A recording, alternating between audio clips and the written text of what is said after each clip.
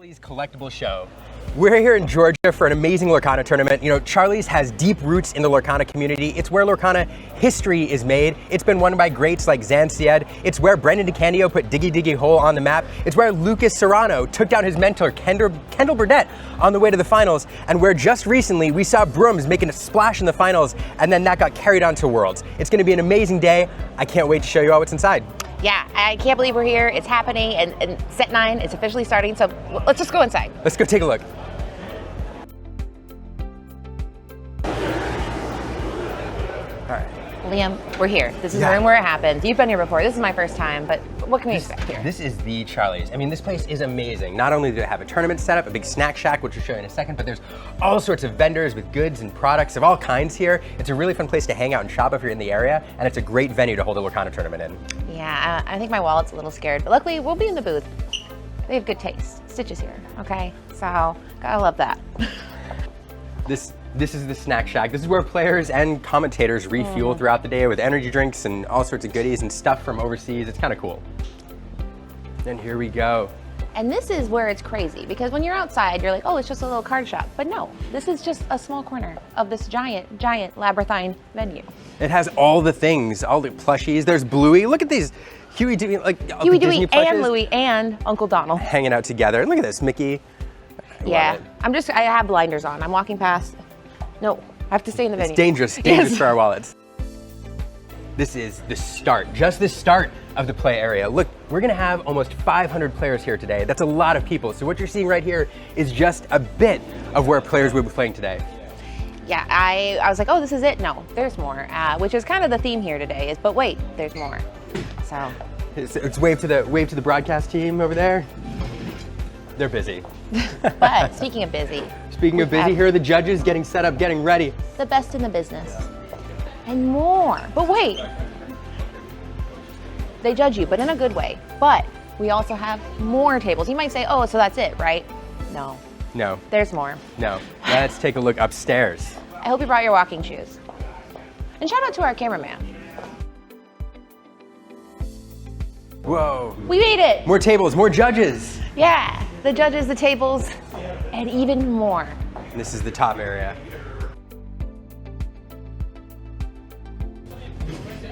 And this will be where our featured players are. Shout out to the wonderful crew at 20 Lore for putting all this together. It looks just like this. It looks like this, but they're a little bit more stressed than this. Katie, what's in here? Here, this is where the magic is made for the captainting team. We're gonna be in this room here today. So you might remember this stream from the other side, but this is our view. And we're gonna do our best to bring you the greatest stream possible.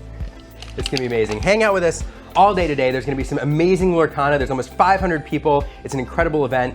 We can't wait to see you in the booth. Absolutely.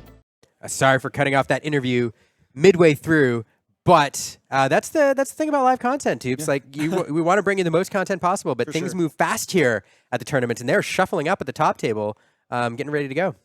For sure, yeah. This is going to be an exciting matchup. I did see Mitch earlier. He was playing. He's got a really fast Amber Steel deck, man. It's really fast. Like, he's doing a lot of stuff, and we got his deck list in front of us. Looks like a pretty good list. He's playing some Finn.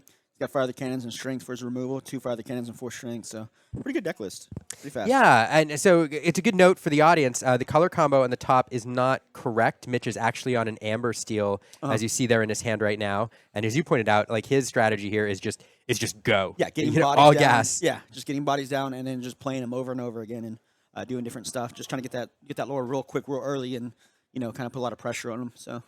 And he's the lone Amber Steel player left here in the top 8. You're seeing over on the right-hand side of the screen there, we have the top 16, but it's actually cut down, and now I think there's 3 Blurple, 3 Amethyst Steel remaining. The other Amethyst Steel are in a mirror right now. So one of those will make it through. And then we have a Blurple mirror, and there's an Sapphire Emerald deck, Emerald Sapphire deck remaining, and then there's 1 Amber Steel deck remaining. So this is your lone Amber Steel survivor, fans. I wonder if it's that one was playing Chromacon. Yeah, that's pretty good. I'm not sure. Yeah, a lot of variants here to the Emerald Sapphire lists. Yes. A lot of different ones. I can't remember which one Jeremy's on, but the one Amber Steel, or I'm sorry, the Emerald Sapphire remaining is Jeremy, who is Zan Syed's co-host. For his podcast, and he's on Zan's list. So if anybody took a look at that, then Yeah. Are we, chat, you can hear us, right? Let us know if you can hear us. Yeah, I think you can. I'm not positive. Okay. All right, okay, good. Thanks you. Yeah. Thank you, Flash. Just want to make sure. All right. So here we go. We are off to the races. And it's turn 1 Daisy. Daisy, yeah. That is the aggro play, right?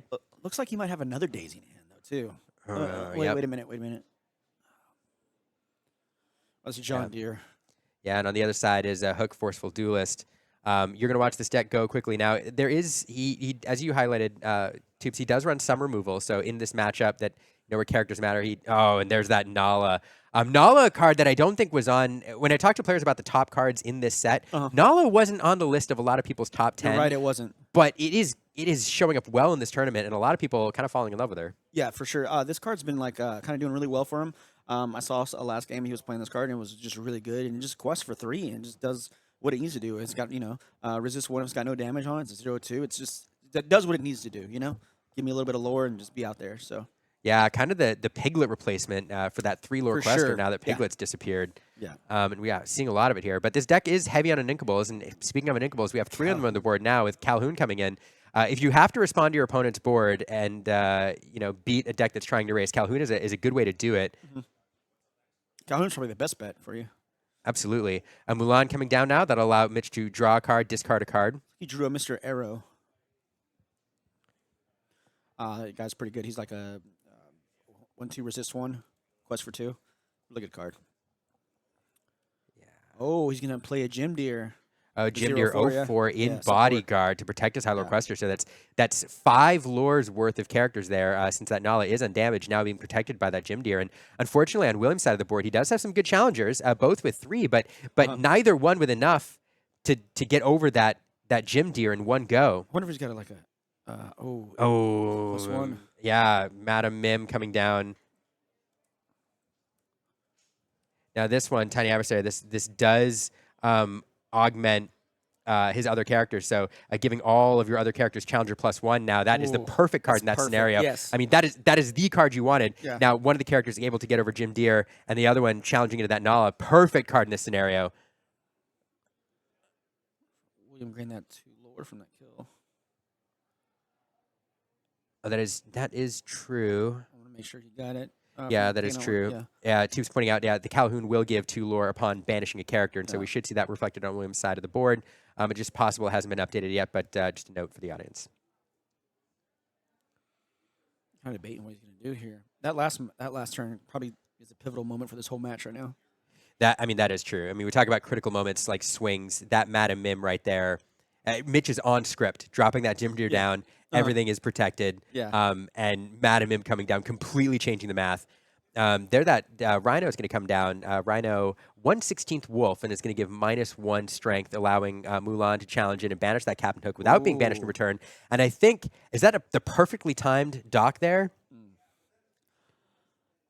Yeah, inking that Pluto. Hand is empty, so we'll play draw 2 cards. I mean, stringing together docks is one of the very few card draw options left in these Amber Steel decks. I really like having Pluto in this matchup a lot. I think he felt pretty bad having it's either that discard for dock. So I don't think he wanted to ink that Pluto. That Pluto's, I think, it's a very valuable card right now. But he does have Tatiana though. In his hand. Yeah, we do see Tiana in there. Another Rhino in hand. That Calhoun now is going to challenge into that Mulan, left vulnerable there. We'll get another 2 lore off of that. We'll see if that's reflected in the lore total there. There it is, up to 4. So I think all of his lore now off that Calhoun. And we do see the Dumbo there, that card that everybody is afraid of right now or trying to pick up. Yeah, exactly. Not the optimal time to play it necessarily. But in this Purple Steel deck, I think you run it a little lower and earlier in curve than you do with Blurple deck where you're looking to use it immediately. So it is evasive, and there's just not a lot of evasive answers in Mitch's deck. Well, he's also a 3/3. You can take out some stuff too, and he's got like you said, he's got good evasive, so you can kill like the lower animals, and then also draw a few cards. So that's really good. That's true. Yeah, good point. Just a 3/3 stat line. Yeah, 3/3 stat. 4/3 with that Madam Mim in play. For sure. Yeah, definitely. Yeah, Mitch thinking about it. I mean, this is the point in the game where this Amber Steel deck wants to be already at 10 or 12 lore. Yeah. Just he's been shut down a little bit. He has a strength in hand, so he could take out somebody on the far left there. Yeah, so I've been. Oh, go ahead. I'm sorry. I think he's debating whether he's going to play the strength or he's going to play something else. Yeah, that Dumbo is a tempting target. It is. Try to get that card draw out of there. But that Calhoun just puts in so much work. Calhoun too. That's with true. with the buff. It just takes these guys out, one shots them. So one of the ways there's that Tiana coming play, and she's just going to sit. Talking to some Amber Steel players, one of the things they talked about, or another Amber Steel player who almost made top cut and bubbled out at 17 was telling me is with his Amber Steel deck. Typically you think about running ahead with these lists and trying to race your opponent, but one of the ways in a format without a lot of wide removal that he wins games is by just building up a board state of 10 or 12 lore and just winning the game in 1 or 2 turns. Yeah, for sure. No, because there's nothing to get rid of our board wipe or anything like that besides in the sea. So that's definitely a good play. I could see that. But this card is so brutal and against that strategy because Elsa coming down now, she's going to get an extra. Calhoun did the challenge there. She gets an extra 1 off the Madame Mim. Yeah. So Madame Mim here, an incredible card in this matchup. Putting in work, man. Just putting in work today with Madame Mim. Yeah, it's and one of the reasons it's so pivotal is in the last set, everybody got used to the 4 willpower stat line being so important to get around Bell and other cards that do 3 damage. And so a Jim Deer was a very good card with its 4 willpower. So was Daisy Duck, difficult to remove, and even Rhino Power Hamster with his resist requires extra strength to remove it. And Madame Mim completely changes that math. You're right, he does. Looks like he's gonna fire the cannons, and then he's gonna. The Rhino took out the Calhoun. Oh, is he gonna sing something? What's this? Strength. Okay. All right. All the cards. Strength of a Raging Fire. We're gonna quest with that Doc. Okay. Him with no cards in hand, apparently. Yeah, no cards in hand. Hoping to top deck a Doc here. Now that Tiana. A Doc and a Dumbo in William's hand. It's worth noting that Tiana now being exerted means that any character that challenges into any of Mitch's characters will receive -3 strength unless William pays 3 ink to prevent that effect from taking effect. So Tiana here doing a little bit of protecting the other characters on board. Oh, is that a hat? Is that 2 Docs in hand? I do see it. Like 2. Oh, or that's a happy. Is that a happy? I can't tell. It looks like a happy. Either way, it's going into the inkwell. Yeah. It is a happy. Yeah. And, there's another Dumbo and the Doc with an empty hand. Yeah. That's what you want to do. That's usually for sure. In these steel matchups. Funny too, because I was doing a video where I was asking people the top 10 cards like in Fabled, and a number of people kept saying Doc is like one of the best cards, and they kept on reminding me, like, Doc's not in Fabled, he's just around, and they're like, oh yeah, but Doc is so good in the meta now. That's probably like my favorite card right now. I'm not gonna lie. So Mitch playing Mulan here will quest for 5 with that Rhino and Tiana. And again, Tiana guarding everything. So now William can challenge in and do a little bit of board control, which I'm sure he wants to do, but he's going to have to take a turn off from... I wonder if he's going to try and draw a card here. Oh, no, he's going to go for it. All right, and he's going to pay 3 to get around that Dumbo effect there. So 3 ink... and it's 4. He gets 4 attack because of the Madame Mim. Madame Mim, again, MVP of this matchup so far. For sure. He's playing a pivotal role in this whole thing. And now that Tiana's gone... Oh, he can... Oh, because it doesn't resist 1. Wow. Wow, Madame Mim is just winning this whole thing. What a sequence there. Madame Mim doing Calhoun work completely changes the math. And a Calhoun and a Doc hit on, like, right at the right time. Empty hand, drawing 2 cards. Williams doing everything that you want to do in this matchup. Mitch just doesn't have the gas at this point. It's going to be very difficult to come back here. And there it is. There's the scoop. My goodness. Wow. So card of the match for me.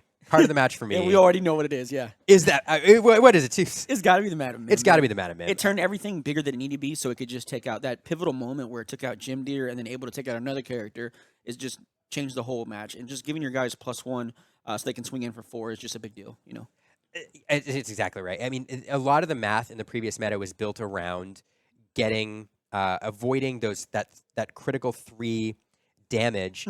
There's cards like Calhoun, cards like Bell, cards like Forceful Duelist, all of which challenge for 3, and even Smash 3 damage. Yeah. And so 4 willpower is a very, very important stat line, especially in the early game. And that's why Daisy Duck was so good. That's why Jim Deere is so good. And giving everything that +1 strength, it changes everything. Exactly. It just boosts everybody up where they need to be. Up and get into game 2 here. all heard me open my Celsius here. Got to keep it. Got to keep Gotta it keep going. it going. Got to Yeah, keep the energy going. I'm drinking my Monster right now. We're not affiliated or sponsored by Celsius. Or Monster. But I wish we were. Celsius, if you're listening, let me know. All right. All right, so taking a look here at Mitch's hand again. He wants to go fast. He'll be on the play again. I do see a Daisy Duck. We do have the Gymneer. There's a couple Rhinos. So we have some early game stuff. There's a penny in there. Penny on the end there. It looks like it might be a dock in the middle. 2 pennies. Yeah, that looks... It's either the dock or the Nala. I imagine the dock would be a send away. So he's got 3 Genie Dragons, 1 Elsa. Yeah, very... Oh, 1 dock on the nothing early. Lots to send away there. He kept a dock and a Genie Dragon. He's sending back 3. Drew another dock, drew a Strength, and I can see that last card. He's quick. He's quick. William's quick. It's almost like he's played, like 27 games of Lorcana. Yeah, right now. yeah. Man, this is going to be tense. So you are watching the first seed here against the 9th seed. Mitch piloting his way into a very favorable position here. If you're Amber Steel aggro, I mean, being on the play the entire finals is. I'd be mulligan for a Madam Mim or something like that. That's what I'd probably do. Yeah, right. He just makes, oh my god, and just let her sit there for the whole game. Right. Yeah. Like got some Genie Dragons, got a Happy, got a Strength, got a Captain Hook. Lawrence, love that card. Lawrence, great card. Not going to see him on the board this time. We're going to go Rhino turn 1 here. And we're going to shift. Looks like we can shift that next turn. Yeah, that would be nice. I do see a Lady in hand, so we are going to go wide pretty early. Yeah, Tiana. Let's see if Mitch can pull this. You know, Team, this is one thing I as a commentator, my favorite sayings is I never root for players. I'm always impartial, but I always root for a game 3. I love to see more Lorcana. Yeah, of course. Yeah, yeah. No, I couldn't agree more. So let's hope we see more Lorcana. But here we have the Captain Hook. Happy into the Inkwell there, followed by Captain Hook, Forceful Duelist. Set 1 card has stuck around thanks to a reprint in an earlier set. I will say I like this art better though.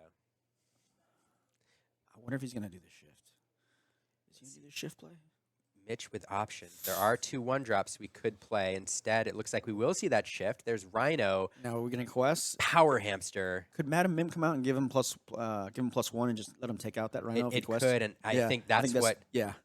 Yeah, that's what Mitch is playing around here. I'm worried about that Mim, I think. And so that Rhino protected. He's over there hanging out until we see an Elsa later. Yeah. To exert it, but yeah, Mitch foregoing the lore. I think worried about Madam Mim. And like you said earlier, I mean, we could just build up a whole board and just quest out, in 2 turns and try and win the game, instead of just quick trading a lot. So maybe just going to build a board. Oh, here goes 2. Is this going to be a Calhoun or something?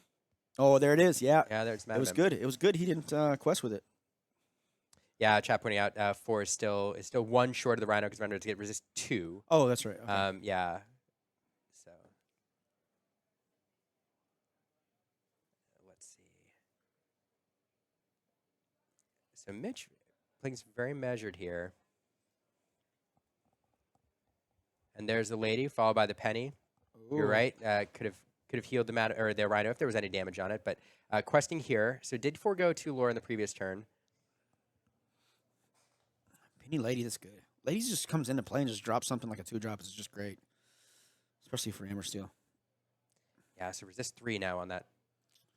Man, that's a lot on a Rhino.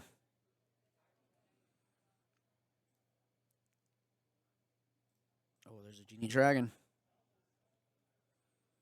I've been seeing this card played a lot. What do you think about it? Yeah, I mean, it's seeing a lot of favor now. It's been in almost every Amethyst Steel. It's just a solid card, solid 3-drop, 3 inkable, solid stat line, and really in this meta full of evasives, especially Dumbos. It can take a Dumbo out and live. It can take a Dumbo out cleanly. Yeah. So a little dragon on Elephant action. But back over to Mitch here. That Tiana's going to come down, protect Mitch's side of the board once it's exerted. Important to note, it doesn't work until Tiana is exerted. Yeah. I wonder if he's thinking, like, maybe I shouldn't quest this turn. Maybe I should just quest with everything next turn, and then I get the exert, the ability. Yeah, that is a line. I mean, so one of the cards you're afraid of when you choose to build it beside a board, as we saw last game, is Elsa, but she won't be available for a whole other turn. Yeah, because he definitely went first, so he can't play a 5-drop. So let's see here. Mitch kind of thinking about, we are going to sing Strength of Raging Fire. Take out that Madam Mim. Did so much work last game. Let's just get it out of here. And now back over to William. Mitch forgoing any questing there, so still sitting at 2 lore. But getting that Madam Mim off the board probably feels a little nice. And of course, he draws right into another one. Oh my gosh! But now having spent a whole turn to put it in play if he wants to. Looks like he has 2 of them in his hand. So let's see. Oh my gosh! Mitch still in not a terrible position. Building up that lore total. We have 8, or on the board anyway. We have 8 on board. Oh my gosh! He's gonna play both of them. Oh, and he does. He plays 2 Madam Mims. Oh my goodness! Oh, Everything now. strength. Challenger +2 and Strength of a Raging Fire. Wow! Followed by my goodness. Just that Captain Hook into that gerbil. Yeah, so 2 Madam Mims will do the job. And again, now the math much different. So what a sequence there. Madam Mim, once again, I think the MVP of this matchup. Such a good trade, though, a hook into the gerbil. Wow. Rhino. Ooh, another rhino. Yeah, so having to navigate this now. Mitch is like debating whether quest. He's only at 2 right now, and the longer the game goes, the worse position he's going to be in. He's all about the early game, Yeah, just hoping now. I think that an Elsa isn't in hand. Now, William is low on cards, so we'll build the board a little bit. There's that dock. Again, at the perfect time. So, Mitch, I think the game plan here is just build up a little bit more lore. Is that try another to hit a dock? Wait a minute. That could be a happy. He hasn't inked yet. Plays another dock. He's a master. Oh, my gosh. Okay. Let's see. Okay, passing it back over to Mitch. I was Mitch, like, a little bit of what breathing is room. that? Yeah. Draws into a Tiana. But at this point, there's nothing else in hand, I believe. So at this point, just top decking, hoping that the cards fall his way and William doesn't draw into something that can remove his side of the board. Oh, it's a Dumbo. Elsa would be devastating. But at this point... I see William has Dumbo Jafar in his hand. Oh, dear. Just good bodies, So at this point, I mean, there is an avenue where Mitch just builds up 20 lore on his side of the board, but that demo isn't going to help. That Genie with Evasive now, you can use it immediately, gain a lore, draw a card. That card draw is the important part here, because William's going to want to find ways to shut down and remove the ready characters on Mitch's side of the board. Looks like Jafar will be Ink. And we're getting a quest out of the Obedient Raven. Cheeky little card, Obedient Raven. Like you hate removing it because you give your opponent a card. I know. But he's getting lore though too. It draws, gives you lore every turn. I'm like, damn it, I gotta kill it because now it's gonna get another lore. Now Lawrence coming to play. It's just bad. Yeah. 1, 2, 3, 4, 5, 6, 7, 8, 9, 10. So 10 lore on Mitch's side of the board. Again, if he can, there is a route where William does not draw any removal and he just builds up lore. Maybe draws a little removal of his own, but would love to hit a dock. Is that Lawrence in play over there too? That is Lawrence. Okay, I didn't know if it was in his... Oh, no, his graveyard's over there. Okay. Yeah, so Rhino now will challenge the Genie. Now, Genie kind of, again, innocuous as a quester, but that represents 1 card every turn that he can draw off the Dumbo. Now, Penny going to come in and clean up that Obedient Raven. It's going to give William a card. And we're going to get quests out of the rest of the characters. So, back over. Now, in order to clean up the board, William will have to expose his characters, forcing William, or allowing William here to do a little cleanup if he wants. I think we drew into an Obedient Raven on William's side of the board. Not a great card here. I saw a Cobra too. Cobra would be 3 would be terrible. Yeah. Oh, we got 4. What do we got here? 4 draw a lot of cards. Cobra amount. So let's see. Critical turn here though. How William chooses to navigate this cleanup. It's worth mentioning again, like everything in the board has Challenger 2. Yeah. Madam M does give Challenger to herself as well, and then gaining the benefit of the other one. Oh, it's that Genie. So, okay, great card. Oh, drawing into that Elsa. Going to love to see that next turn, but not able to do much with it this turn. So, feels good to get that card draw and get that evasive on the board, but it feels like a little bit of a tempo downer. Dumbo will go in, clean up the Tiana. He's just got like a clean. He's just trying to clean house right now. Happy Power Hamster loses. Wow. And then 1, 2. There we go. Again, Madam Mim doing That's just so much turns work. the tide there. Doing so much work. And then to fire the cannons. Do a little work, clean up that Dumbo, but not enough. Yeah, you got to take out that Dumbo. So Lawrence can do a little work. There's Madam Mims. And so Lawrence, of course, will lose his 4 strength if he takes damage, but Madam Mim is a 0-3 when she is challenged, so can clean up one of those Madam Mims and then still do some damage on the crackback. I definitely, you gotta fire the cannons on Dumbo and then clear out one of the Madam Moons. That's the only way to race this.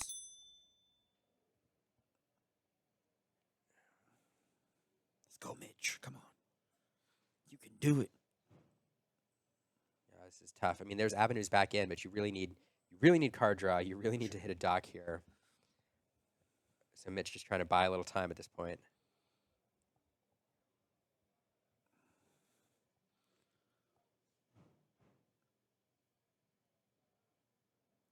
Yeah, thinking it through. There we go. We're going to wait. Okay, we are going to challenge the Madam Mim. Oh, Hand into the other Madam Mim. Okay. And now we'll go back over to William. Those Madam Mims again. I mean, look at the resources devoted to cleaning up those characters. Really, really powerful in this matchup. It's back over to William. We know we have Elsa. I think we have 2 of them in hand now, it looks like.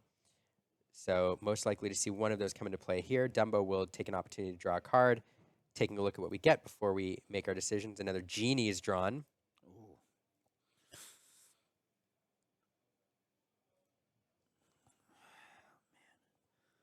What are we going to do here? I'll play another Genie. And then Genie, draw a card.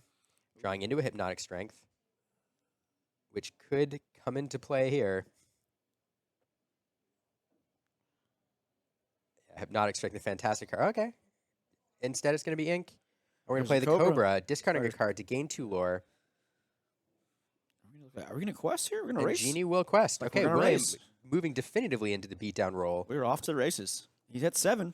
I mean, he's still got time. Mitch is only at 6. Oh, that's what you want to draw okay, right that's there. what you need. Liam, that's a good draw right there. It gives you a little bit extra. Not a lot of ink to play with now, but I mean, 2 cards is better than 1. Is that a Sven in his hand and a John Deere?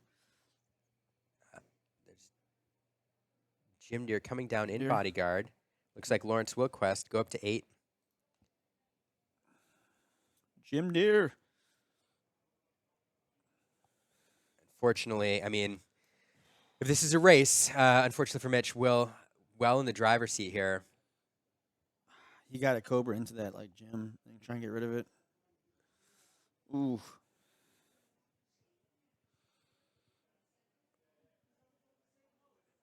I mean, he still has time. I wonder if he can just outrace him. It's 4, tough. 7, 11. It's, I mean, the unfortunate thing, I mean, you can try racing. The thing in this matchup right now, though, is the card draw advantage is solidly with. I figure he can, like, Amethyst do Steel the deck. 2 Genies and then just start drawing cards with Dumbo and the other guy. The Cobra. Oh, he's going to turn sideways. Elsa coming in, So he's coming in. exert the dock. Yep. Cobra going to finish off I the wonder- bodyguard there. Elsa's going to live. Yeah, then he's able to finish it off with Dumbo. Lawrence Dumbo, And then, oh, yeah, just go ahead and Double finish the whole quest. team. Oh, no. He double quest, yeah. double quest up to 11. And then Jafar. Jafar coming in. 1, 2, 3, 4, 5, 6, 7, 8 lore on the Ooh. board. It's just not enough. Drawing into a penny. And that's it. In 2 games, William takes it. That's our only Amber Steel deck getting knocked out the top. And, yeah, you know, Mitch had a great opening game 1. He did. Opening game 2 wasn't quite as good. But I tell you what, Madam Mim, it just completely changes the math. All of your lines change when Yes. she's on the board. Yeah, of course. And it affects everything. That's not something, yeah. Yeah. I mean, a great performance all day yesterday. Let's set her up. Oh Here we my go. gosh. Now we're back Yeah. on camera. So when we're off camera, we get to, like, Yeah, just relax. let him back a little bit. But no, like, a great performance all day by Mitch. I mean, piloted his way in the top seat. And yeah, actually, he did it on the back of, like, just crushing Blurple decks. For sure. Just really ran through the meta. But not a great matchup into Amethyst Steel. Didn't see a lot of them early. Saw one here. And I feel like I'm repeating myself over and over. But this deck is built around, these aggro decks, and these cards are picked on based on the very specific math. And when your opponent has a card, that they can get in play on turn 2, that completely adjusts all of that math. Exactly. It Like changes the everything. Calhoun just went to town. Like, all his whole team just went to town and kept just doing those trades and everything. And the Jim Deere, you think it's going to end it, but then that Madam M gives it the +1, like you said, and just, like, he was able to clear the whole field, and that just changed the whole game. Yep. So Absolutely. I couldn't agree with more with what you said just now. Absolutely. And unfortunately, in a longer match, Amethyst just has the card draw to go to the distance, where For sure. the Amber Steel deck's relying on hitting docks. And that's really Just it. getting out early, you know? Yeah. That's really it. So, oh man. So, okay. So, for those of us who are rooting for, I know a lot of people are the anti-Blurple right now. They're rooting for something different. We've just lost Amber. The good news is we still have an Amethyst Steel deck, progressing is- onward into the top 4. The bad news is we've lost our Amber Steel. Yeah. So yeah, Just, it's we out. saw it coming, probably a little bit. A lot of Amber still showed up here today, but we only had one in the top 8. So again, you got to get that a game early. That's what Amber still has to do. Yeah.